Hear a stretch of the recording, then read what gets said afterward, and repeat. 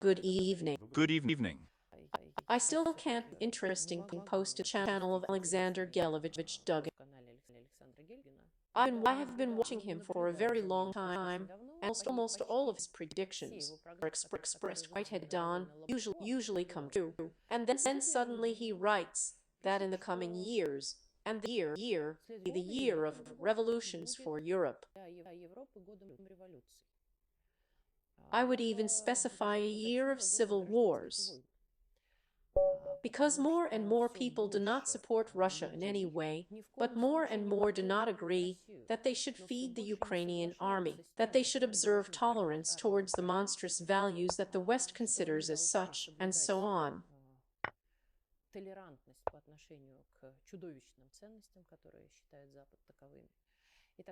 And they are increasingly beginning to represent a force. In other words, they learned to rally, which, by the way, they managed to prevent for a long time. That's how much you agree with this statement, and how much do you think Europe will be able to resist the world hegemon?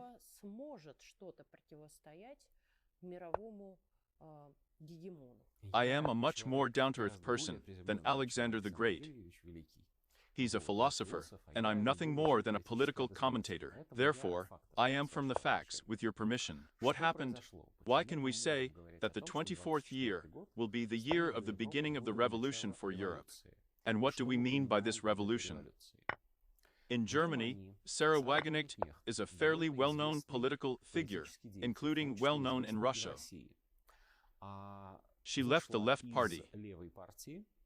This is very funny, because none other than her husband continues to lead this party, and he is 20 years older than her. Here, she left the Left Party in order to form her own party, which she called simply the Union of Sarah Wagenknecht. And this is a left-wing party, if you believe it. At the same time, clearly. Wait, we're going to reach the lime trees now. It's her. She'll wait a little while in France. So Wagenknecht, despite the fact that the Left Party at the time of its exit controlled barely 6% of the votes of German voters, Wagenknecht, having left the party, having created his own, immediately according to public opinion polls, and such as the Germans themselves believe unconditionally, received 14% of the votes. What is Mrs. Wagenknecht's program? What? Period? How long has it lasted, this party? In one day. In general. And officially, yes. Well, it's just that since the creation of the party, at the time of the creation of the party, it immediately received 14%. At the same time, there is a much longer existing alternative for Germany party, which is the AfD, which is considered ultra-right in Germany, and which is in fact just a nationally oriented party, and nothing more than completely moderate in both words and deeds. And right now, it actually has at least 18% of the votes, and in some lands of East Germany, up to 34% of the votes.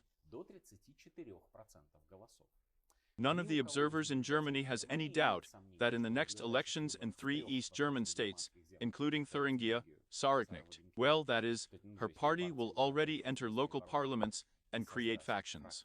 No one has any doubt that at the next elections to the European Parliament, that is, before the summer of the 24th year, she will already enter, create her own faction in the European Parliament. And it is easy to see that the AG plus the Saar party is not the most popular political forces in Germany today. They have 2 more votes than any other party or party alliance, including, characteristically, the current traffic light that governs Germany.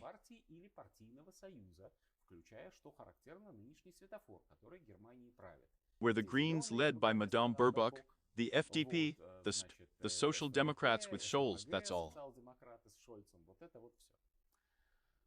In other words, to say that a revolution is really taking place in German politics is simply to state a fact.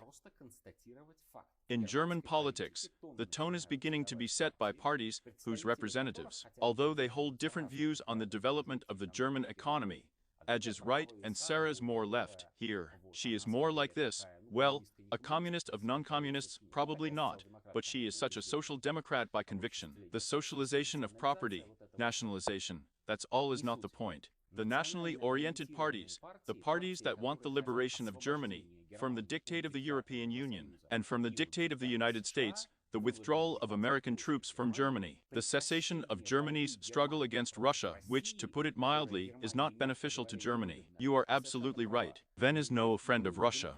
Here, she is not concerned about Russia's interests. She is concerned about the interests of the Germans. But it is not profitable for the Germans to fight with the Russians, which is actually visible to the naked eye. And they finally have politicians who are talking about it out loud. This is very important. Now, what else is important? And Sarah Wagenknecht, of course, is a very bright politician, but she is not a phenomenon, in the sense that it is not unique. She is a representative of a whole group of politicians who exist in different European countries.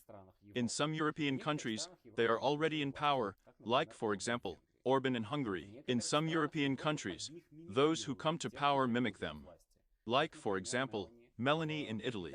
In some European countries, they are completely official and have been occupying the second place, so to speak, in the party political hierarchy of the country for quite some time. Moreover, the second place, with the constant threat of taking the first place in France, is Marine Le Pen. Moreover, the last steps of Comrade Macron, with his amazing personnel decisions, let's say carefully, because it's very difficult for me to talk about this without laughing on the one hand, but on the other hand, you can't find decent words for whom he appoints. Here. There was also an interesting Macron, Christmas with his family photos. We cannot understand them in this series, and therefore it is very difficult for us to negotiate with them. But imagine the situation abstractly, that a certain prime minister, the chairman of the government of Russia, no matter what his last name, some kind, appoints his ex-wife as foreign minister.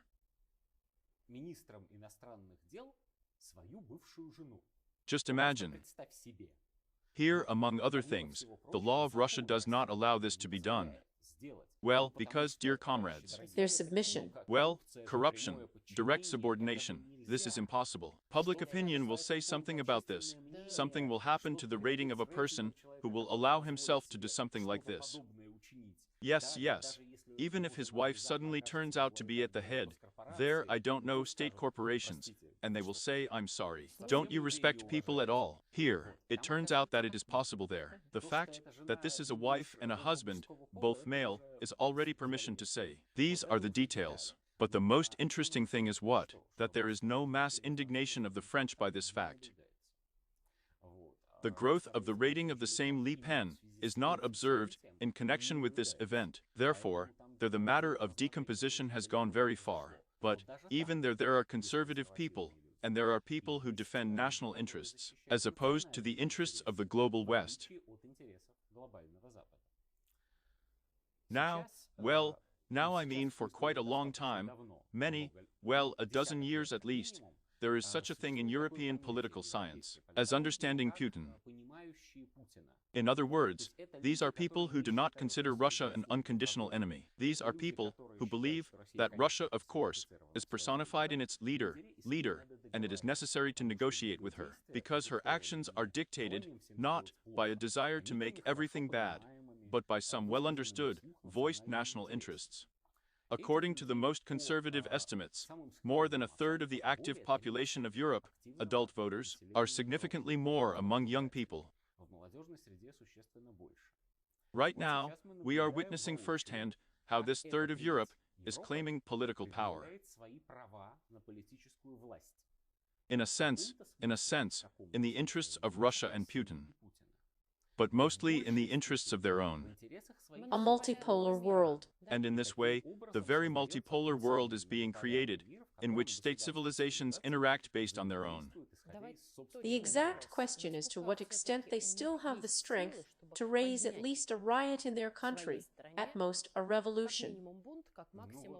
No, well, wait. Now, we are talking about a revolution carried out by completely legal methods. In the most difficult version, it is about the color revolution in the sense that it is about peaceful protests that will force the governments of these countries to change their policies in many ways. How much strength is enough?